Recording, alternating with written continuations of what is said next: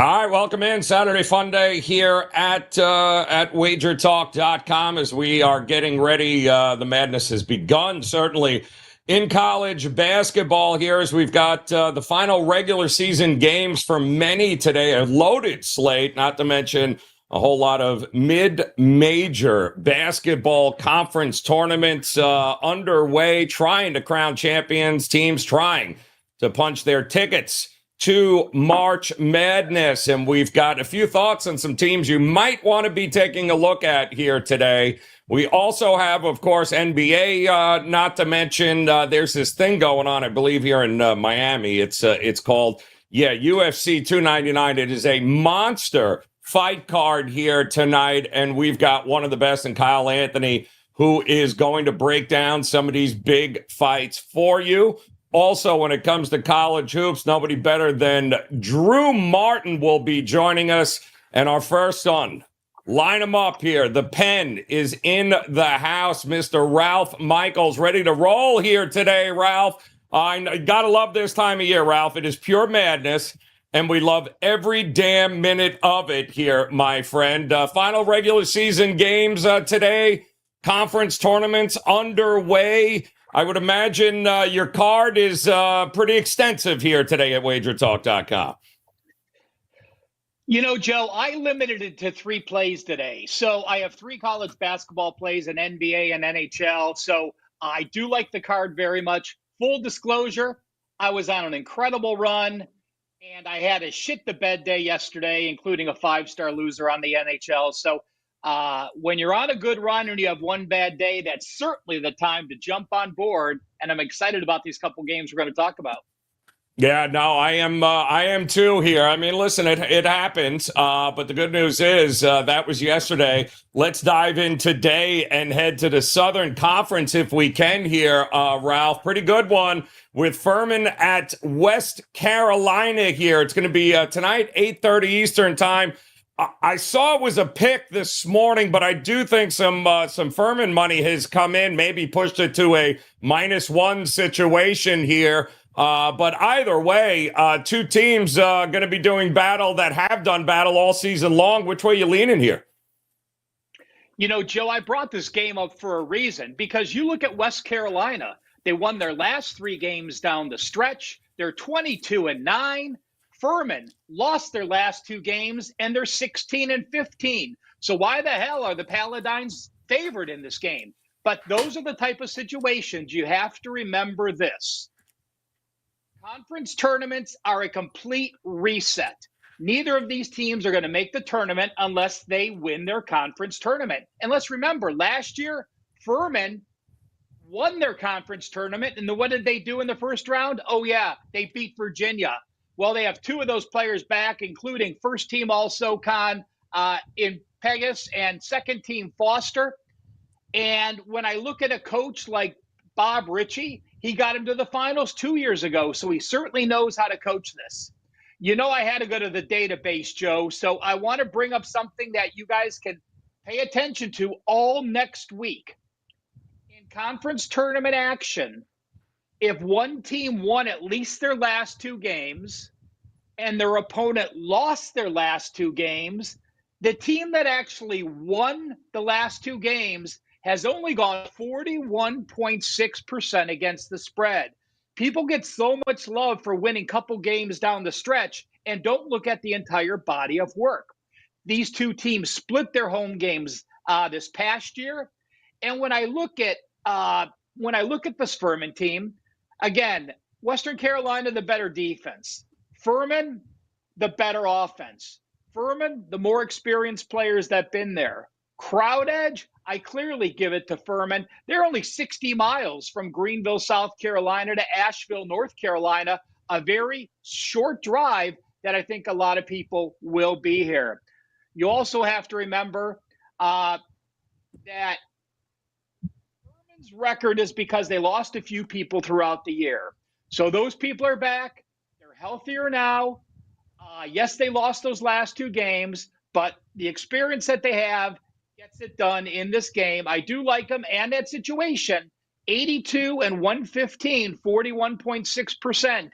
fading the team that's won back-to-back games into the tournament. By the way, that applies to Binghamton, West Carolina, Kansas City, and Portland, as well as St. Thomas today, and it applies to Norfolk State next Wednesday.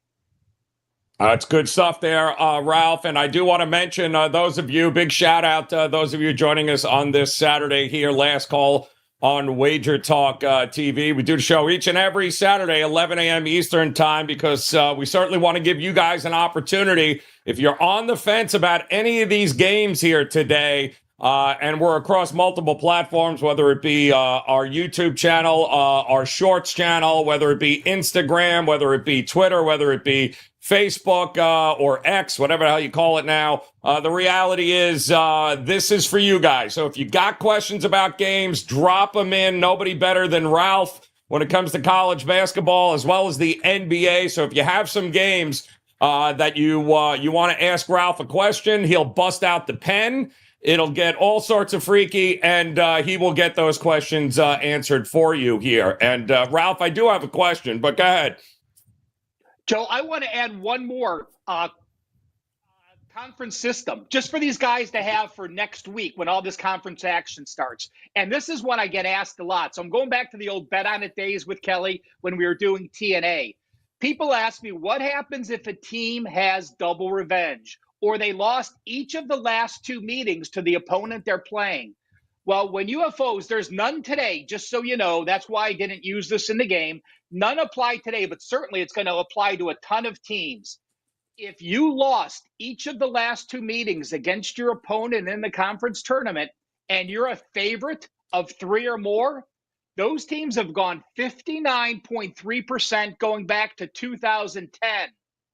But if you lost back-to-back games to your opponent, now you're a favorite of three or more, and you won your last game of the regular season, that goes up to 66%.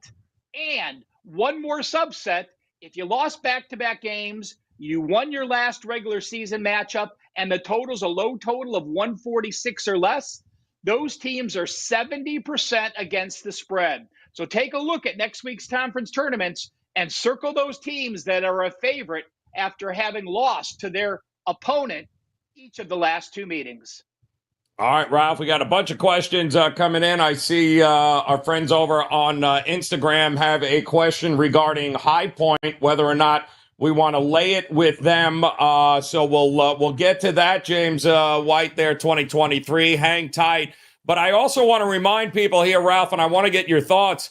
It's senior day here today around the country in many of these places. And sometimes people go, well, there's no way they're going to lose, right? The seniors are just going to. I mean, this is a big game. Some teams don't have nearly as much to play for. How do you do that exactly? How do you handicap this kind of day of the year, the senior day, the final home game for many before conference tournament starts? Do you give any weight to that when you're looking at these games? Joe, can you name the last time a senior played in college basketball? That is a fantastic point, Ralph. At least in the Big Ten, the SEC, and the ACC, there are no more seniors left. The smaller conferences do have some seniors. But I'll tell you this. It's more of a distraction than it is a positive. When you have Parents' Weekend, when you have homecoming in football, what are you doing? You're entertaining your family. You're entertaining your friends. You're out of your normal routine. And to me, it's something I look to fade. I don't have exact data on it because there's different days and it's not in the database as that. But clearly, in football for homecoming and senior day, to me, it's a negative check mark in that. But I'm not able to share actual records. Just what I've broken down and looked in some situations, it's clearly been under 50% in that role. Yeah, no, you just got to be careful with it, Ralph. When you're looking at it there, don't be thinking just because it's the final last stand here, there's any value to it whatsoever. And there's a lot of spots on that across the board. Before we get to your NBA play, I want to head over to our YouTube Shorts feed, and there are some people confused about the line with Kraton and Villanova. This game's coming up at the top of the hour here, Ralph. A lot of people feeling that maybe Kraton is a little bit being undervalued. Actually, 2:30 Eastern time here today. That maybe the line is too short here. Nova getting 2. Again, senior night. Nova's got a couple upperclassmen on that team. Kraton coming into the number 10 team. It does feel a little light. And why? Because Villanova's clearly a bubble team. Kraton, the number 10 team in the country, doesn't have a lot to lose here if they lose this game, do they? Yeah, Kraton is going to be in. When you look at the Big East standings, obviously UConn playing as well as any team, 17-2 in the conference, Kraton 13-16, Villanova 10-9. But you look at Villanova at home. Yes, they lost at Seton Hall on the road. Yes, they lost to UConn on the road. Yes, they lost to Xavier on the road. But at home, their losses are to Connecticut by 1, to Marquette by 5, to St. John's by 10. But that St. John's game was back in January. And when I look at Kraton, and you look at their last 2 games were at home, which they won. So they're in a positive situation off Seton Hall and Marquette. But you look at their road games. They went to St. John's. They lost by 14. They went to Providence. They lost in overtime. They went to Seton Hall. They needed 3 overtimes to win. And they lost at UConn by 14. So I think home-road dichotomy in this, throw out the records. It's home-road dichotomy in the Big East. Remember, Kraton having to travel to Philadelphia for this final game. I actually do lean Villanova in this matchup. All right, leaning Nova in there. So, Fortnite, hope that helps you out there. And Ralph, we've got a couple more coming in. Obviously, a big college basketball day. Drew Martin also coming up here, guys. You'll have some questions for him. He's got a couple of best bets and maybe a little look-ahead future bet for you coming up in one of these tournaments here this weekend. So you're definitely going to want to hear that. And, of course, UFC 299 later today. You're going to want to hear who Kyle Anthony likes on this card here tonight. It is a monster card, so we've got that coming up for you. Talk to me, Ralph. Did you look High Point Lancers? Feels like a big number taking on Longwood here. Nice win by both these teams as they continue to cruise. I think this one is at noon, top of the hour, but it does feel like a pretty high number here, Ralph. It was 7.5. I am starting to see 7s showing up here. Are we trusting High Point to get it done here? Longwood beat Winthrop, and of course, High Point took care of business against Radford yesterday. Well, High Point, the number 1 seed in the Big South, a 13-3 record. And let's remember this. The Big South conference tournament is at High Point. So you have the situation of the Panthers playing at home. I also look at the 2 current meetings this season. High Point hosted Longwood back on February 1st, handled them easily, 93-76. And then the final regular season game, which didn't mean anything to High Point, they went to as a 2-point favorite to Longwood and actually lost that game 74-72. So they have quick revenge. When I look at that Longwood and High Point game, both teams got to the free throw line. It combined 51 times in that game. High Point 20-27, Longwood 18-24. That was on the road. High Point shot well on the road at 3-pointers. They had a very poor shooting night from 2-point land. But being at home, having that quick revenge, having lost a road game that meant nothing to them, I actually make this line 9. So I don't think the line is too big at all.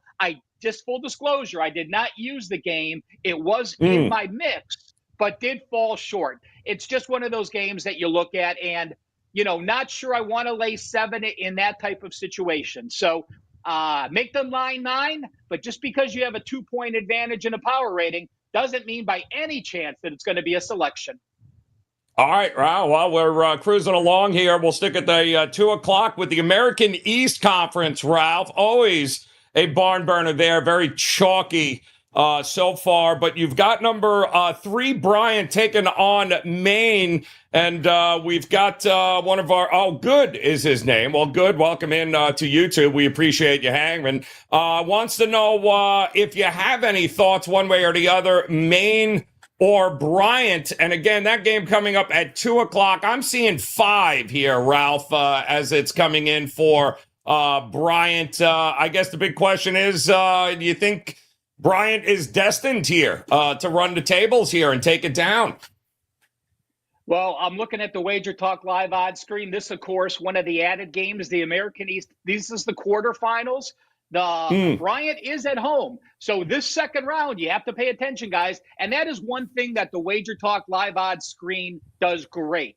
It lists the quarterfinals, it lists the home teams, and you can go back and look at what happened the previous days on the archives. You know, this game is a situation where Bryant,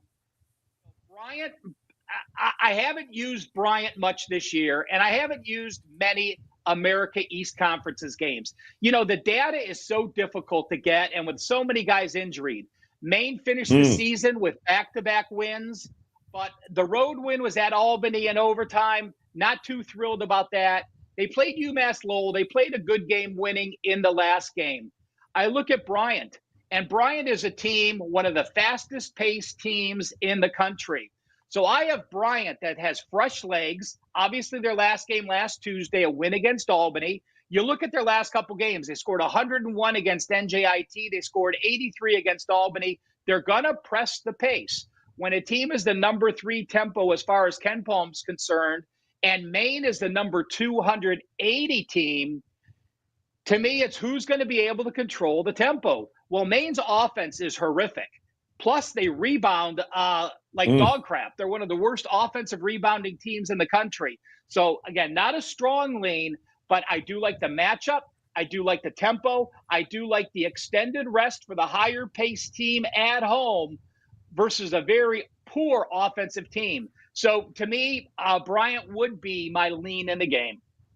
They just played back middle of February, too, 77-72. 6 points is what it looks like Bryant was laying in that one. They won by 5 here, Ralph. They've kind of split so far this year as they're getting ready to meet in this conference tournament here. And like you said, though, home court certainly matters in some of these smaller conferences. So keep that in mind, guys, when you're looking at the card across the board here today.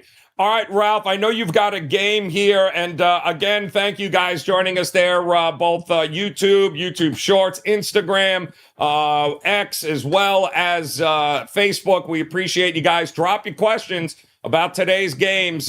We've got plenty more coming up for you, some more best bets, including some NBA action, Ralph, because you got a game you're taking a look at coming up a little bit later. And I believe it's going to involve 2 teams that, pardon why I throw up in my mouth a little bit, but the Brooklyn Nets taking on the Charlotte Hornets. Imagine being Charlotte last night and losing to a team that was on an 0-16 streak, Ralph, who also went 6 of 40 from three-point range, and you still lost by double digits. But now they got to take on the Brooklyn Nets, who is there anybody left healthy on this team, Ralph? How are you looking at this game tonight?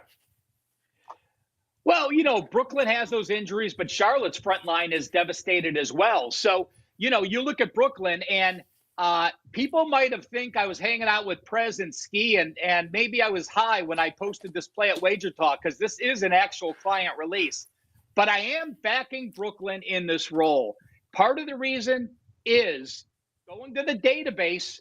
We have an unrested team versus a rested opponent. And when that team with no rest is a home dog later in the year from game 27 on, those teams are only 41.8%. FYI, that also applies to Portland tonight against the Raptors, 2 more teams that are struggling. So, but I look at Brooklyn, and again, yes, seems a little bit crazy to play them as an away favorite. But against Detroit, they got mauled on the offensive. They got mauled on both sides of the rebounding boards, 50-28 at Detroit. They lost as a 2.5-point favorite. Hornets, though, are one of the worst rebounding teams. And again, their injuries, they have more injuries in the front line. When I look at a team like the Nets, when they're a favorite off a loss, they've actually gone 9-4 against the spread, 69.2%. And they're 9-2 against the spread in that situation with a total of 233 or lower. I look at Charlotte. Charlotte has covered when they've been a huge double-digit dog, but since December 13th, they're only 5-13 against the spread as a favorite or a dog, the +9. So Brooklyn's, yes, they played ugly, but you take a look at Brooklyn over the past couple weeks. I mean, they do have wins and covers against Memphis, Indiana, Atlanta, Utah, Portland, and they covered at Philadelphia and at Toronto. Excuse me, like an idiot, I just read you what Charlotte's teams were. So I apologize. The Brooklyn Nets have covered at Memphis, against Atlanta twice back-to-back games, and against Philadelphia. The Charlotte Hornets teams that I told you they covered, they were getting 10 against Indiana at home. They were getting 10 against Utah, they covered. They were getting 12 against Philadelphia, I covered. Again, there's a big gap in Charlotte when they're a single-digit dog versus a double-digit dog like they are tonight. Interesting here. Yeah, well, it's they learned to play some defense, but like you said, two teams that are just injured across the board there, Ralph. It was a hell of a night in the NBA last night, Ralph, as well, as the Lakers somehow managed to get it done there against the Bucks without LeBron James. We also saw the Miami Heat in a second of a back-to-back, stayed within the number against OKC. They didn't win, but they were getting 8.5, Ralph, and that was enough to cash a ticket here. There seems to be a lot of love in the chat room for the Dallas Mavericks here tonight, who are laying 7.5 on the road against the Detroit Pistons. And call me crazy. I mean, Detroit been a pretty decent covering team over the last month of the season here, Ralph. Do we trust, are we at the point, it was a nice win against Miami the other night, but do we trust Dallas to go on a road and be laying this kind of number? Well, first I'm looking at the Pistons real quick. I'm going to the database. I'm looking what the Pistons did off a straight-up win. Again, those wins are rare. They are only 2-7 straight up, but they're 5-4 against the spread. So it doesn't show us much there. When I do look at what Dallas has, I'm seeing if there's any trends on this game. There is one trend in my database, so I'll share that with you as I'm talking, because I really don't have an opinion on the game. So instead of me giving you some opinion that I'm just making up on the fly, I will read the system, which does favor the Mavericks to the tune of 63% with over 180 games of sample size. So since 2016, if a team is an away favorite, this is the first game of a road trip. So their previous couple games were at home. They have 1 day rest. Their opponent has 1 day rest. So the rest is equal. And they're away favorite of -3.5 or more. Again, that fits the Dallas Mavericks in that role of 63% against the spread. So do I trust the Dallas Mavericks? I'm indifferent in that. You look at their road games, they are 18-11 ATS on the road. You look at their recent games as away favorite. They did go to Toronto. They won by 11. They did go to Cleveland. They covered. That was as a small dog. They went to New York as a 6-point favorite. They won and covered. They went to Brooklyn as a 3.5-point favorite. They won and covered. They had Philadelphia as a 3-point favorite. They won and covered. So going back since the 1st of February, they are straight up and ATS undefeated and a perfect ATS record in that away favorite role. So as we're talking it through, I'm leaning a little bit more with Dallas.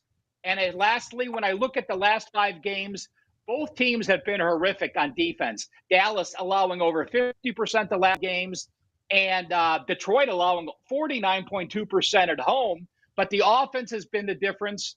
The last 5 games, Dallas shooting 48.5%, and Detroit's horrible offense shooting only 43.9% over the last 5 games. I'll say this, though. You're right. That win against Brooklyn, they don't come often, though, but they are 14-7 against the number in their last 21. Dallas has Doncic listed as questionable here tonight, guys. So be careful. They're calling it an elbow sprain. They also have games coming up against Golden State, Oklahoma City, and Denver here over the next week or so. I would not be shocked if Doncic's not on the court in this one here against Detroit in a, out of conference situation here. Don't think they are going to risk anything. So be careful before running to the window and laying 7.5 there. Ralph, talk to me here, man. You mentioned it earlier. 3 games that you have locked and loaded over at WagerTalk.com. Are they all in college hoops, or what do you got for us? It's a 5-for-1 package, Joe. 3 college basketball plays. My NBA play is the Brooklyn Nets. So that is an actual 3% client release, and my top NHL play, all for $29 on that package. But let's remember, I was number 1 at March 2 of the last 3 years at Wager Talk. Love March Madness. Love the conference finals. $149 gets you the rest of college basketball through the national championship in April when the teams cut down the nets. So looking forward to another fantastic finish to the college hoop season. I love it, Ralph, and we certainly appreciate the knowledge, the pen, the stats, the TNA. Great stuff here, guys. I would highly encourage you to visit Ralph over at WagerTalk.com. Make sure you hit that like button and subscribe button if you're joining us here today for the first time. We certainly appreciate you guys hanging around with us, whether it be on Instagram, Facebook, X, YouTube Shorts feed is up now, as well as our main page there at Wager Talk TV on YouTube. Appreciate you guys. Hit that thumbs up if you could. We'd certainly appreciate it. And get ready, still to come.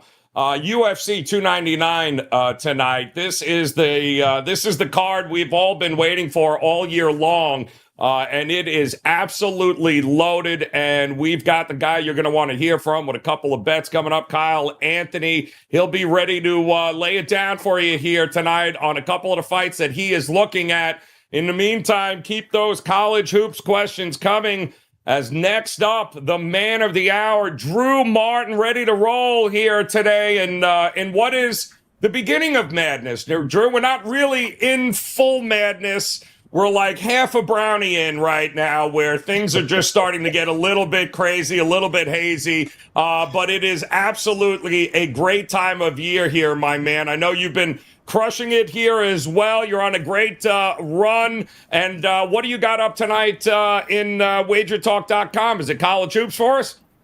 Yeah, sure, Joe. I do have a college hoops play up. It's the Saturday big bet, and it has been a nice run over the last 2 weeks. So did take a 0.5 point loss on a 5% max limit 2 nights ago, which a lot of the clients won, but widely available number took the loss, but still up over 20% profit the last 2 weeks. And hey, you bring up the month of March and getting into March Madness. I'll tell you, it is the month of March, Joe, and that's madness to me. Spring training going on, so baseball right around the corner. You're right. It is a great time to be a sports bettor. And then the cherry on top, especially for us down here in South Florida, we got the UFC 299 in Miami, which should be fun. Can't wait to hear Kyle Anthony's picks on that as well. But college basketball, full force, and a great time to be betting this sport, Joe, because a lot of games going off today. Amen. All right, so I see that we got some questions on Instagram. That guy, Dragon, wants to know about Bama, Arkansas. We'll cover that game coming up. We'll have some thoughts on that for you. And again, those of you joining us live, last call each and every Saturday, 11 a.m. Eastern time, is all about you guys getting the opportunity to drop some questions in. Any last minute on the fence games that you're looking at, you got any of those questions, drop them in, and we'll get to as many as we can, Drew, as you are going to start off with, of course, a game that a lot of people are going to be interested in later today, and that is the battle in North Carolina between Duke and the Tar Heels here. North Carolina got them the first go around here. Will they get it done at Cameron Indoor here against Duke today, or is North Carolina got Duke's number? What are you thinking? Yeah, I can't wait for this one, Joe. Tobacco Road, 6:30 Eastern, 3:30 Pacific on ESPN. Two teams, number 1 and number 2 in the ACC, Joe, as it stands right now. And we got UNC winning 5 straight, Duke 8 of their last 9. Both straight up and against the spread, and both teams similar profiles record-wise, 16-2 at home, 8-4 on the road. Thought that was interesting. And come this time of year, guys, going into the tournament, I look to be betting on teams that are good both on the offensive and defensive sides of the court. And sure enough, both Duke and UNC top 25 in terms of efficiency, offensive and defense. I just think it comes down to the charity stripe here, Joe. And UNC is the better free throw shooting team. Asking Duke to lay this number, you brought up the first matchup. UNC won as the dog. They won by 9 points. I see him winning again. So I like him on the money line, and I like him plus the points. Give me the Tar Heels. Ooh, you liking the Tar Heels to get it done. Now, let me ask you this here, Drew, because I agree with you. I lean UNC here. I am not convinced that Duke is going to take that next step, whether it be now or in the ACC tournament or come March Madness. But I am pretty confident that UNC is, we're looking at it, Elite Eight, Final Four style team here. I think they can run to 10. And I don't like the ACC because it's been down all year, mostly because Miami sucks. But that's a story for another day. And you and I both know that, Drew. But I would venture to say that maybe pre-game, if you're thinking about looking at North Carolina for any future market here, whether it be the ACC tournament or Sweet 16, Elite Eight, Final Four, probably now a good time, because if they end up handling business against Duke here, I think this number is only going to continue to drop as we get closer to tournament time. Sure. And I mean, it's kind of a great plug for the show, Joe, because, a lot of times if you're betting futures, when these games start going off, which in 20 minutes right now, a lot of the sports books will take down the futures market just because of what you're talking about. If UNC goes out and wins this game on the road in Durham, that's going to go a long way for people looking to bet them in, national championship, ACC tournament kind of futures, which are both kind of correlated. You want to be betting on good teams playing good basketball this time of the year. So that's one. If you like it, guys, I'm not a huge futures bettor, Joe, but I'm with you. UNC, I think, is just underrated. And talk about correlation. It shows in today's game as well. They were catching 5.5 last night. It looks like the market kind of agreeing with both you and I. It's down to 5 flat pretty much across the board when you're checking out WagerTalk live odds screen. So, yeah, guys, I don't think you have a lot of time to get down on this bet, particularly if UNC wins tonight. So, hey, I think it all lines up, Joe. Give me the Tar Heels plus the points. And, yeah, if you want to sprinkle some in the futures market, I'm not going to talk you off of it.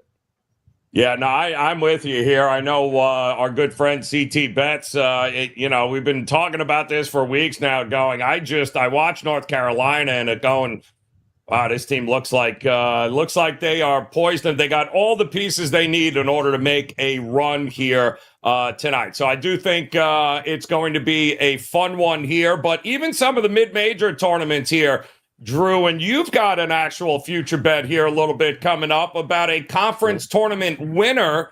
Tell us about it, my man. Who are you looking at here to pull it down a little bit over the next week? How about Austin Peay in the A-Sun Conference, guys? The Governors, they were going off, Joe, as plus 800 to win this conference, and now they're finding themselves in the championship game, and I'd like them to win. They're facing Stetson, and by my numbers, Joe, I would project Austin Peay to come out as the 5-point underdog, about 150 being the total.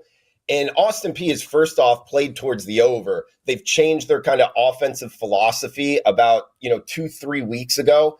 And they've been playing, I talked about this in UNC Duke. Teams playing really good basketball in the month of March are teams you want to be looking to bet on. Don't always go off of just, what is their full season record? Because when a team gets hot, they can ride that into, punching a ticket into the NCAA tournament by winning their conference tournament. And Austin Peay here having to head to DeLand, Florida. That's where Stetson is located. And these two teams actually played during the regular season, obviously both in the A-Sun the conference. And it was a 1-point game, Joe. So I think a lot of people are going to look at this and be like, oh, Stetson's the higher seed, winning in the tournament as well. But that game was very much in doubt late in the second half. Actually, Austin Peay was winning in that game and now winning 4 straight, 9 of their last 10. I like the Governors here. Give me Austin Peay plus the points and give me Austin Peay money line to win the conference. It's all the same bet at this point because there's only one game left. But I think Austin Peay finds themselves, punches a ticket into the NCAA tournament and wins the A-Sun Conference, Joe. Wow, you are not messing around here. Getting it done with the A-Sun here tonight and moving forward. I love that, Drew, as there's plenty of opportunities here, guys, across the board over the next couple of weeks. It's going to be, they call it madness for a reason. And I got to ask you, too, Drew, because, you're an SEC guy here, and I guess this should not come as a surprise here, but we did have a question, I believe, in the Instagram chat there, and we appreciate it here, guys. I'm looking at the total here of what we've got, I believe, with Bama and Arkansas here. And again, it's what, 170s? We opened up at 173. And listen, we've seen Arkansas in some spots too go up tempo. They've got no problem doing it. The question is, do we trust them to get enough here against Bama, Bama's averaging 90 points a game here. They are just absolutely machines. They have not been great, obviously, on the road, Drew. We know this, but they are home. So the only question about looking at the over is whether or not you think Arkansas can add enough to this in order to get it up and over the 170 mark. Joe, what a wild total. Just handicapping this, when you get 175 and a half, keep in mind, guys, it's a 40-minute game. Like to remind people of that. This isn't the NBA, it's 4 quarters. So that is a whole lot of scoring. You bring up some of the averages. Also, what Arkansas has scored 102 points and 94 points in their last 2 games against Kentucky and LSU. Now they're facing a Nate Oates-led squad, which means Alabama, if you watched them at all, they just look to push the pace at all costs. Yep. Like, grab the rebound, let's go. That is their form of basketball, and it's worked for them. Alabama's a really good basketball team. Arkansas is also a team that is getting healthy right now. So I'm actually looking to bet on the Razorbacks, Joe. I think they're riding a little bit under the radar. We saw it in their last game, actually, against LSU. It was a team that lost back-to-back games against Vanderbilt and Kentucky and then came back and won against LSU. I think they can actually carry some of that momentum. I love Eric Musselman, their head coach, wild man on the sideline. Still can't forget what, a year or 2 ago, he had a broken arm in the NCAA tournament, like chugging Diet Cokes. I just think that guy gets his players ready to rock. And come the month of March, I'd be looking to bet on Arkansas. I think they're riding a little bit under the radar. And I don't know, coming down to the total, this is one that I didn't bet personally, Joe, but at 175 and a half in a 40-minute game, it's got to be kind of clear sailing to get up and over. Mm-hmm. If you get any type of defensive lockdown, or if one team gets out to a lead and then kind of takes the air out of the ball, so to speak, at the end of the game, you might not get there. That's why I kind of lean towards the under here, under 175 and a half if you need something.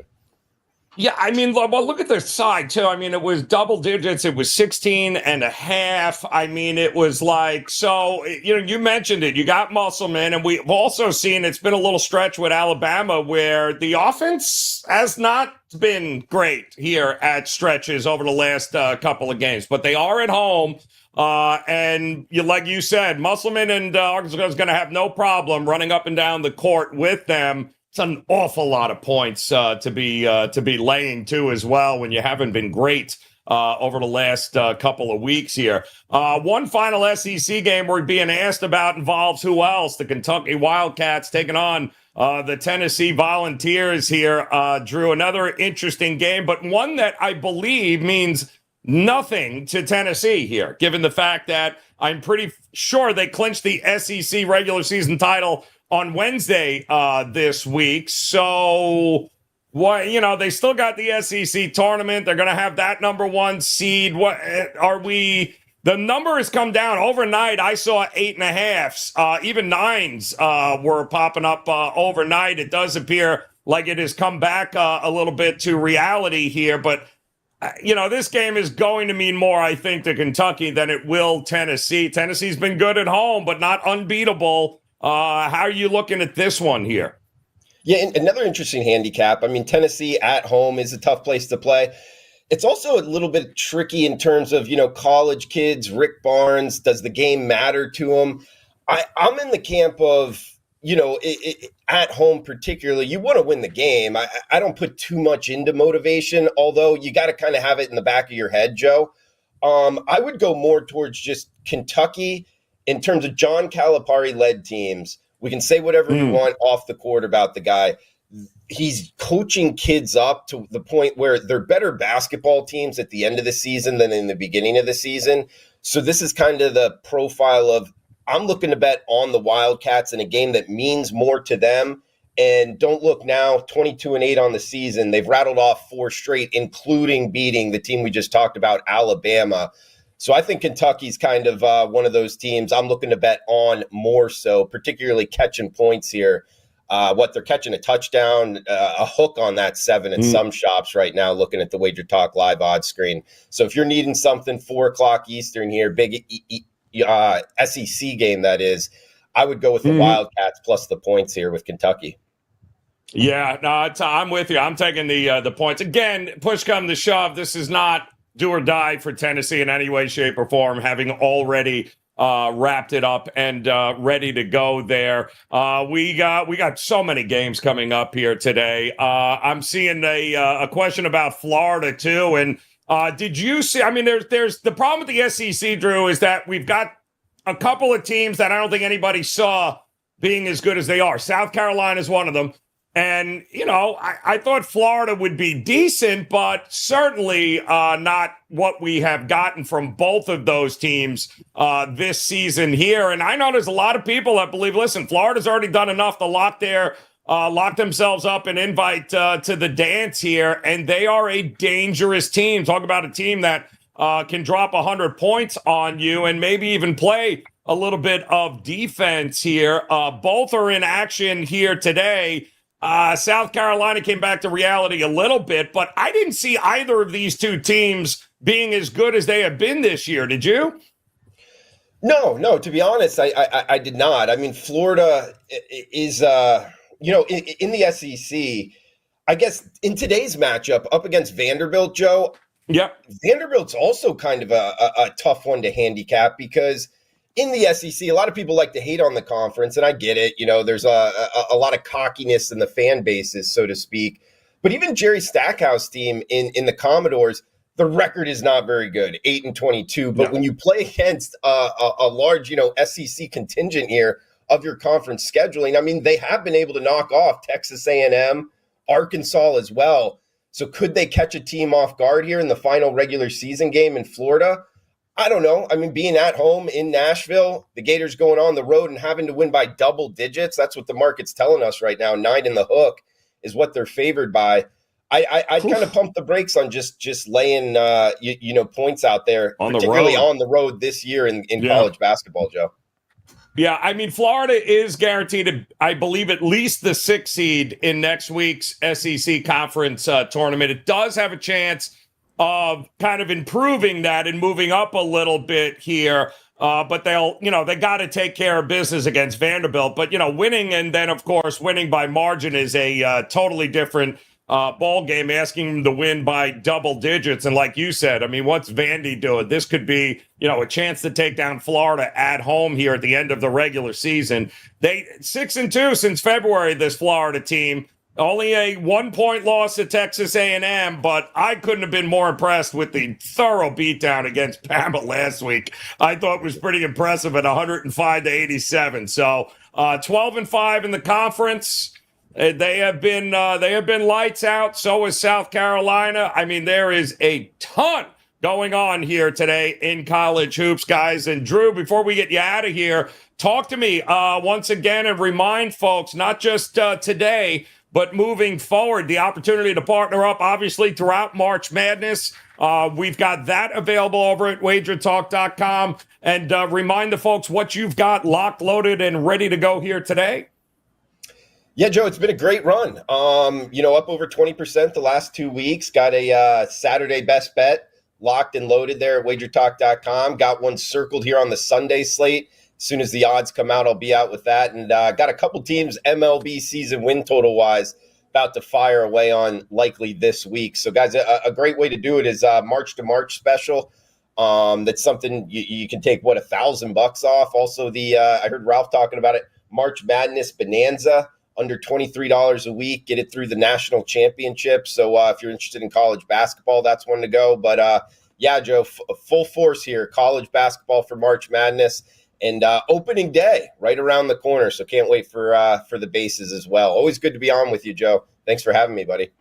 Oh, Drew, appreciate it, my man. Drew, another Florida guy here who, without a doubt, I am looking forward, coming up top of the hour, for the FAU Owls to hold serve against Memphis here today. Yeah, I know, Drew. Good old Boca Raton here. They are pretty good at home here. As a matter of fact, 12-1 straight up at home. The number keeps moving in their direction. It was 7. Now I'm starting to see 8s popping up. So Memphis could be in trouble coming up here in just top of the hour. I took FAU. I'm probably going to hate myself, but I also took Florida State because screw you, Miami. I'm done losing money on you.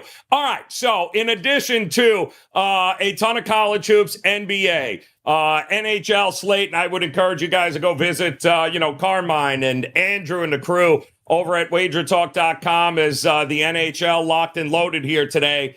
But can we get some love for maybe the biggest card we have seen in a long time at the UFC tonight down the road here in South Florida, UFC 299, and nobody, and I mean nobody better to talk about some of these upcoming bouts than our good friend Kyle Anthony in the house, ready to roll here tonight. It's been a while since we've had this kind of excitement on a big card. It feels like almost forever, but this card is stacked, man. Yeah, this is a big one here, man. This is a big one from top to bottom. All the fights are pretty damn good. There's some great betting opportunities. And then down the road, we got UFC 300, another massive card. So a lot of good betting opportunities coming up, especially on those pay-per-views. Yeah, and you have been crushing it as well here, my man. I know 6-0 run right now on these events here. It's been extremely profitable for you and your clients. What kind of card do you have locked and loaded tonight at WagerTalk.com? How many fights are we looking at? So far right now, I've got 3 plays up. I've got a 5% max play. I've got a 4% best bet, and then another 2% in there right now. Probably going to add another smaller position that I do like, but we've definitely found some great value opportunities, and I'm seeing another cashing night coming in. All right, so listen, we've got we'll start with the main event, right? Because everybody and their mother's going to be looking for Sugar Shane here against Marlon Vera, Cheeto Vera. I think you should probably start, for those that don't remember what happened the last time these two fought, right? It was a strange situation with O'Malley and Vera. Remind everyone what happened there, and then tell us what you like about this fight here tonight. Yeah, so we got Sean O'Malley here. He's a big favorite here. And back in 2020, they fought the first time. It was short-lived. It was one of those leg kicks from Marlon. He lands it. It ends up shutting down a nerve of some sort for O'Malley. He goes down. TKO victory. We're redoing this now in a title fight, even though O'Malley looks at that fight as not a loss. An injury, which normally when you're getting leg kicked, that's not really an injury, but that's a whole nother conversation. But either way, he lost that first one, and now they're coming back here, and he's a big favorite after losing their last fight, which is very interesting. But I agree with it. I mean, the one thing you got to look at is if this is going to be a striking bout, absolutely going to be a striking bout, and O'Malley has way better striking overall, in my opinion. He's crisper, great footwork, great counters, great accuracy. His timing is there, and that's what really kind of maximizes a lot of his power, is by kind of just timing these shots. Perfection against Aljamain Sterling, a fantastic shot there too, getting the belt in that fashion. And the issue that I have with Marlon, which I think is why this line is so wide, is he's low volume. He's just been a very, very low volume output kind of guy, and that's been his issue. A lot of times you'll see he'll take off the first round, and he will do that at an extremely high clip. He will take the round off. He will just kind of, I think it's more kind of downloading information for him, and then even kind of into the second, and then he starts to kind of see if he can chip away and kind of find opportunities there. And that is really how O'Malley can really start to get away, kind of start to pull away on the scorecards, start to pull away on the strikes landed. And, we've seen even Vera, there's been spots where he's down, especially taking off rounds, but he's been down and around, and he has a big moment, and that kind of either banks him the round by dropping the guy after losing most of the round, or being down multiple rounds and finding a knockout. So he does have that ability to go out there, land a big shot, get that finish, and that's absolutely possible. It's on the table, but I think the issue also is the footwork for O'Malley. O'Malley has fantastic footwork, fantastic range. I do think that Vera is going to struggle cutting that distance. And again, his output is just not there. So it's going to allow O'Malley to be on his bike. This is not in the Apex cage. I just said this is in Miami, normal size cage. It's going to give him plenty of room to kind of create space, move around, and that's going to help him as well, too. And then lastly, I just really think that overall, the footwork, the distance management, the placement of his shots, and just how he's going to be risk adverse in this spot, I think that this is going to go the distance here. I do think it's O'Malley. Plus, you've got Vera, eight losses in his career. He's never been finished, so I think he's durable enough to get to the bell, the final bell there. I like O'Malley turning that minus 270 into a plus 130 via decision. I think it lasts. I think he takes home the belt via points. All right. Well, see, there we go. It's O'Malley. Now, let me ask you a question here, because a lot of people have been going back and forth as far as, well, O'Malley better finish him early, because if the fight goes longer, maybe it favors Vera. I mean, I don't know. He did a pretty good job against, what was it, Peter Yan, and went the distance and was able to win the scorecard. Are we worried about it? Is there any correlation between, listen, O'Malley, get it, don't let it go to distance. If it goes to distance, it's going to favor Vera. Got to think maybe the judges might just be favoring O'Malley regardless of what happens here, correct? Yeah, I mean, I have to think that this is more of a spot where, I think that why some people kind of look at this, if this goes further, that it could be Vera. And I think it's more just because Vera's going to be chopping at legs. And we know that there are opportunities there. Obviously, that's how he won his last fight. There are opportunities there for O'Malley to get smashed in the legs. He's got these very skinny legs. And I think that's where Vera's going to chop away. And that's not going to really pay off probably early like the last time he did it. But I think he can kind of chip away and find opportunities. But again, I think O'Malley is going to be playing the range game, is going to be playing the distance management game, is going to be working on the outside. I think that, again, Vera is going to take that first round and a half off and be behind. And I really do think that O'Malley is going to be circling the hell out of the cage on his bike, round and round, and just slapping at legs, throwing his great combinations, utilizing his reach, and I think it does get to the scorecards. But I do understand why people think that, but I just think that O'Malley is going to be very risk-averse here and just try to look to outpoint him over the 5 rounds. All right. Well, it's the fight that a lot of people are certainly looking forward to here across the board, and it should be a good one. You got to love it. I mean, O'Malley is, I would imagine, the future of this class here, weight class, and it would seem like Dana White and company would certainly love him to come out on top here tonight. And if he does, what does that division look like moving forward?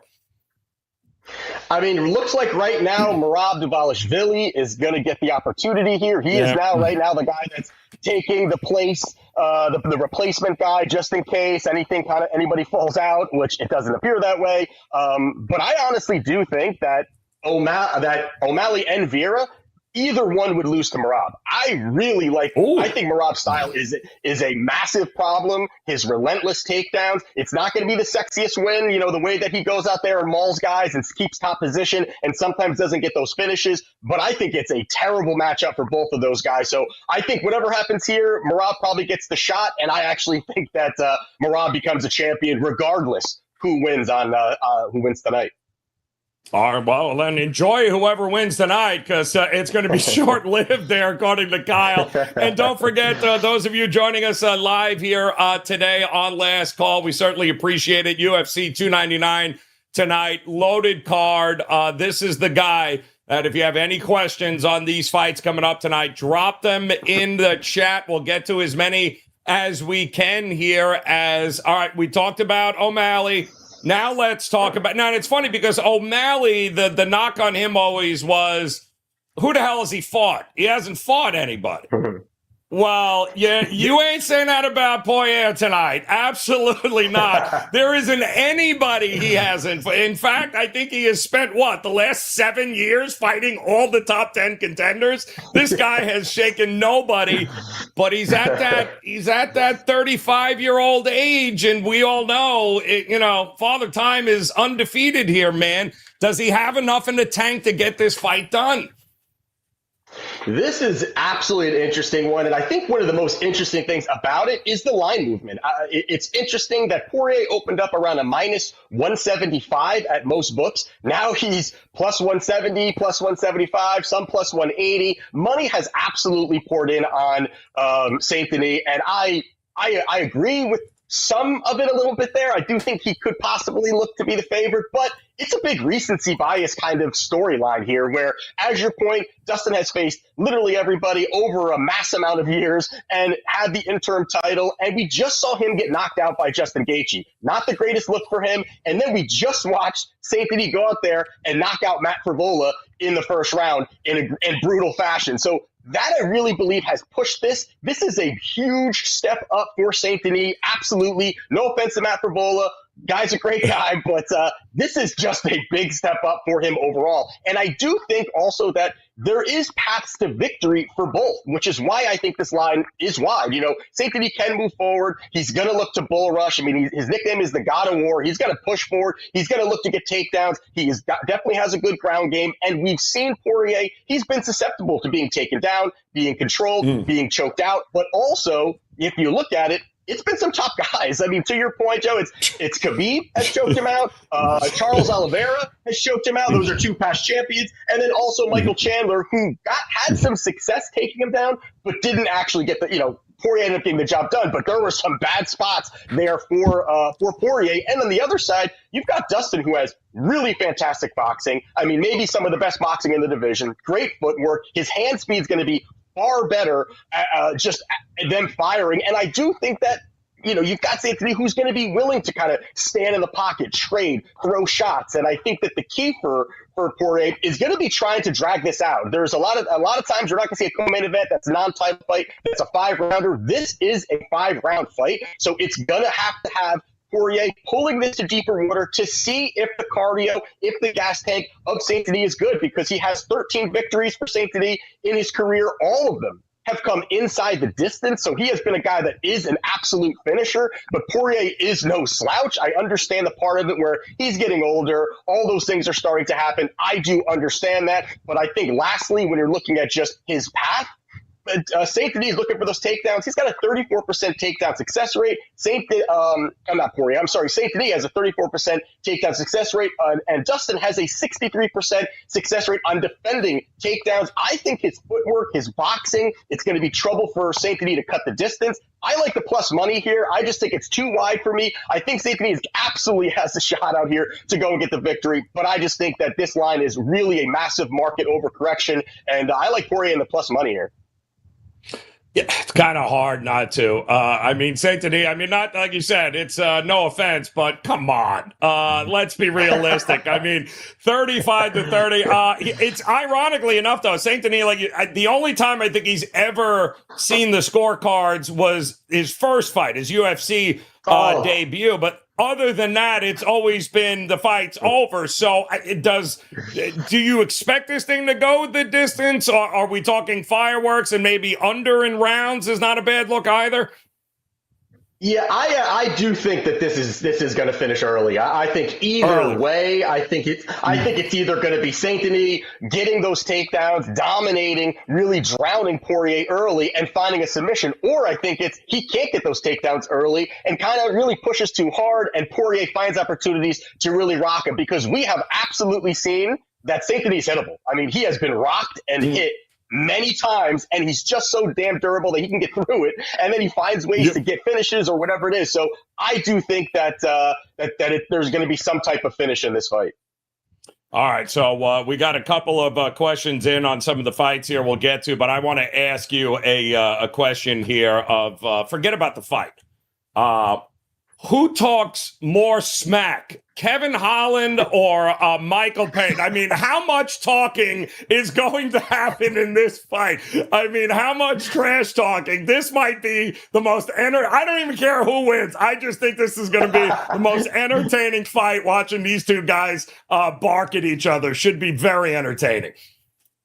Yeah, this one, I mean, it's a big spot for Paige coming in from Bellator. That, he's a talker and a showman himself too. And then you got, the mouth Kevin Holland. I mean, it's going to be, and the funny part about it is I've never heard, a guy that's really high up in the UFC say, I don't want the belt. I just want money. So he's looking for kind of these recognizable kind of fun fights. And I think Paige is coming in looking for a fight. So it'll be interesting how it pans out there. But yeah, that's gonna be a fun one on the main card.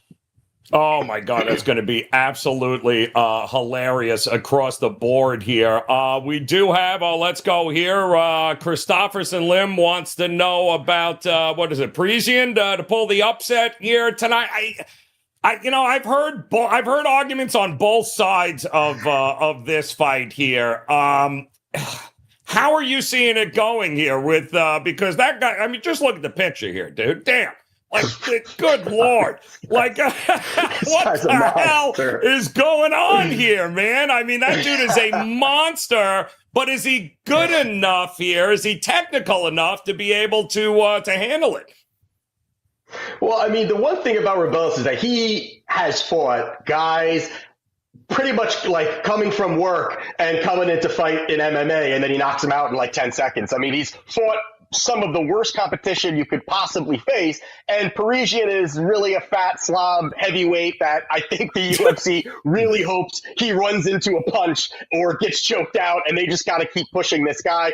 I just think this is one that you got to – I think it's either Rebellis in that first round, he's going to find a submission or knockout, or if it gets out of that, it's oddly enough, I think Parisian is live here. But it's one of those fights where I am more just going to sit back and watch. I don't really want any kind of investment here, any kind of position here. Like I said, I think it could be an early spot for Rebellis to kind of go out there because the number looks a little bit better. But even that is fairly juiced, and they're expecting that. So, again, it's a hard fight to bet for me. But it's going to be, again, another interesting one with a guy coming in with height, his size. He's going to look like a freak in there. I mean, so it'll be interesting. Yeah, no, it's going to be, like you said, disgusting. But I mean, listen, Cyril Gane didn't grapple either, so who knows? And he's had some success here in the past, but should be an interesting. I wouldn't blink or get up and go get a drink during that fight. That could be over rather quickly. All right, one final question here because there are some fights on here. We talked about Dustin obviously being the older fighter, taking on the younger fighter. Gilbert Burns fighting here, also taking on the younger guy. Where is the cutoff? Do you look at some of these? Because the numbers say over time, the younger guys, some of these guys get past their point. I mean, Gilbert Burns is a fossil, but he's still a guy that I think certainly has got enough in the tank to be able to take Jack down. But where do you draw the line with these older fighters, 5, 6, 7 years older than the guys they're fighting? Yeah, I mean, it's definitely part of it. I mean, you have to, once it starts hitting the 5, 6, 7 year gap, I mean, it really favors the youth. Absolutely. And the one thing about Burns, he has paths. He's got an opportunity. He could look to wrestle. But I think this line came in so much because of the recency bias, again, of Hafez, who fought Jack Della Maddalena, and he fought him in short notice. He had success. He got takedowns. And that guy is juiced to the gills. The guy's a monster. He's another freak guy. And that's not really how I look at Burns. I mean, Burns has really a big overhand right. He does have some power. He is really elite on the ground, but I don't think he gets Jack down. I think Jack's footwork, his boxing is so damn good. Jack Della Maddalena, I think that he's really going to land some big shots early, and I think the finish is very live early for Jack to get that knockout early in that first round or even in that second round. I think it could be one-way traffic, and I also think Burns is kind of got one foot out the door here. I mean, he's coming off an injury. He got hurt against Bilal Muhammad in a fight that he did not look good. Bilal, who has no striking, was landing. Although, again, Burns was hurt. But even prior to that, he beat Masvidal, and Masvidal was on his retirement fight, and he just kind of took him down and laid on him. So I have not been impressed with him. I think this is really a big shot for Medellena to go out there and really put a stamp on his name and push him forward. So I think the younger guy is going to really dominate here and get the job done. Yeah, it's just don't let Burns take you to the ground. You'll be fine there. Right. Kyle Anthony, 299 UFC, ready to roll here again. Remind the folks what you got rolling at WagerTalk. Your bets are locked, they're loaded. Folks can head on over there right now. We also have a couple of promo codes folks can utilize in order to be able to make sure they can get tonight's package or a full month's package at a discount here. So tell them about it. Yeah, so special right now for UFC 299 is if you put promo code UFC15, we're giving you $15 off today's package, which is $35. You're going to knock some of that off. But if you're really looking for, which I highly suggest, the 30-day, if you're not already a client or a long-term client, that's a great spot. We've been running hot here, 6-0 run in 2024, and then out of the last 17 events, we've cashed 13. If you want the 30-day, it's UFC 30 is going to give you 50% off my 30-day package. So head on over there and let's get that money. Let's get 7-0. I'm feeling 7-0 tonight. Dude, amen, man. I love this card here tonight. It's going to be an awful lot of fun. And guys, go partner up with Kyle Anthony. He's been crushing it in the UFC. Visit him over at WagerTalk.com. Kyle, best of luck, brother. We appreciate you sharing the knowledge here today and wish you nothing but the best. There's tickets to be cashed here tonight, and we fully plan on doing it. And that, ladies and gentlemen, is a wrap, as we have already got some of the basketball games, the noon games underway. The Johnnies taking on Georgetown, Arkansas, Alabama. It's already 85-83. We're 3 minutes into I'm only kidding. It's 10-4 right now, Arkansas over Bama. Florida, FAU, and Memphis is underway at FAU there. So plenty of opportunities here across the board. Make sure you visit Ralph Michaels, Drew Martin, as well as Kyle Anthony here, and let's cash some tickets. Do us a favor, if you could, those joining us live, hit that thumbs up for us. If you could hit that like button on YouTube, we'd appreciate it. If you're new, hit that subscribe button. Don't forget, every Saturday, 11 a.m., previewing all of the upcoming slate of games here on the weekend. We have got you covered on Wager Talk TV. Certainly do appreciate the time. Shout out to those on Instagram, Facebook, X, as well as our faithful there on YouTube and YouTube Shorts. You guys rock. Listen, cash those damn tickets here today and make sure you come back and see us again soon. We will, in fact, be back again on Monday and 11 a.m. bright and early here, guys, with Puck Time. So make sure you come back and join us. Until then, cash those tickets. We'll see you again.